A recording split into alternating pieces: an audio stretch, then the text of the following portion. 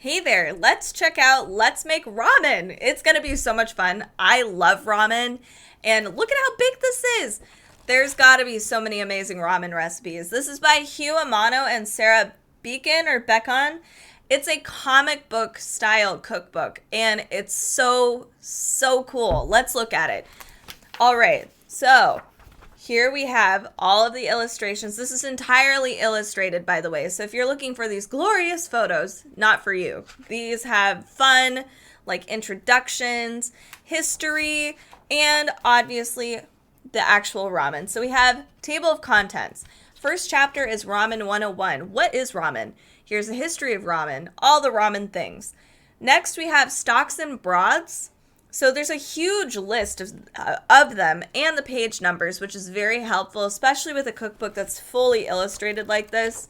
And you're like, what was that one broth called? We have noodles, meats, accompaniments, offshoots, and riffs.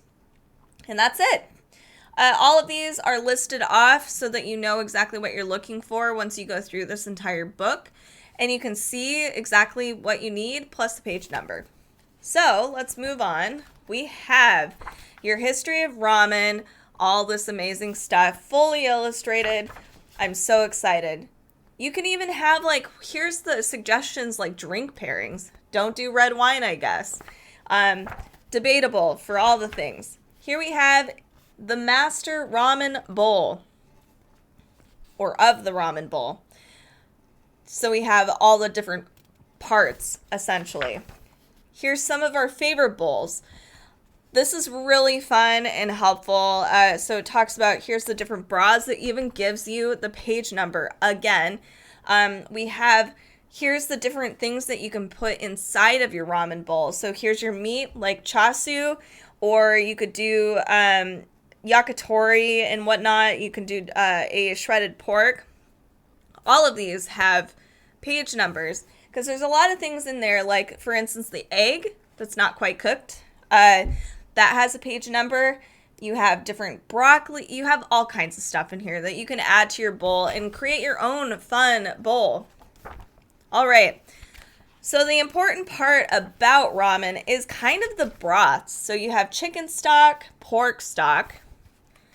With the actual names, you have dashi, different kinds. How to spice it up so it makes it a little different.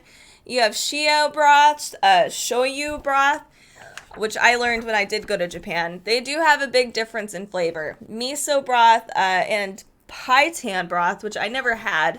It sounds very good. I love these these illustrations. They're so fun. There's step-by-step photos and illustrations of all the different components to your ramen broth. So for instance, we have in here green onions, obviously.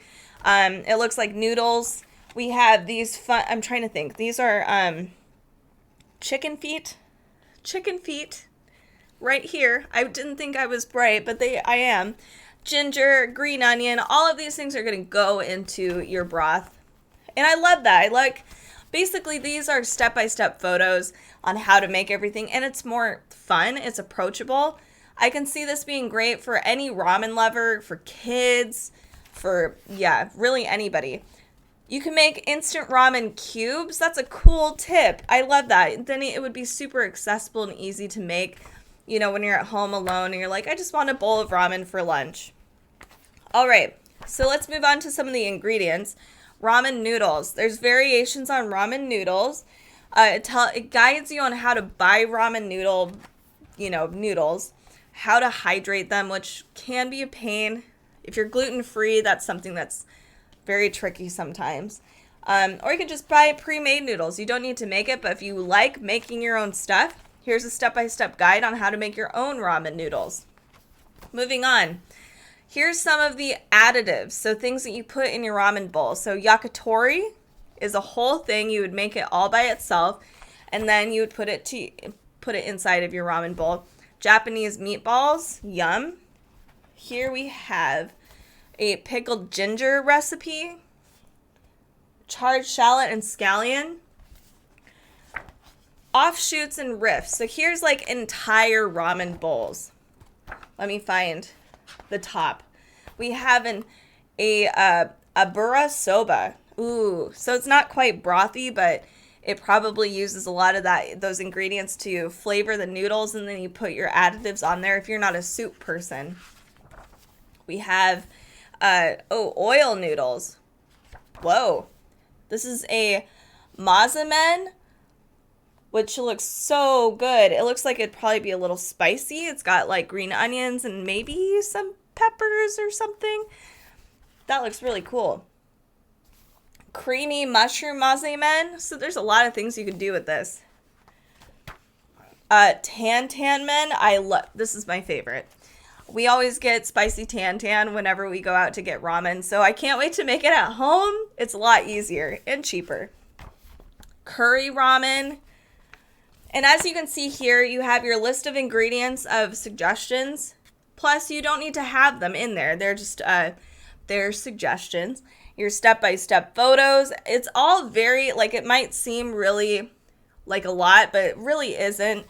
It's very clear and concise. And if you're visual and you need to see everything step by step, this really helps. Check this out. This is a fun cookbook. I could probably go on about it all day because I love ramen and I love this style. It's really fun.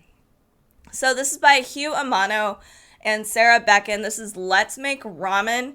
Check it out. It's a lot of fun. Make sure to also check us out on Facebook, Instagram, Amazon Live, Pinterest, all kinds of places for more cookbooks. You can keep watching here. If there's a cookbook you want us to go through, make sure to comment, subscribe, let us know what you like. Thank you guys so much for watching.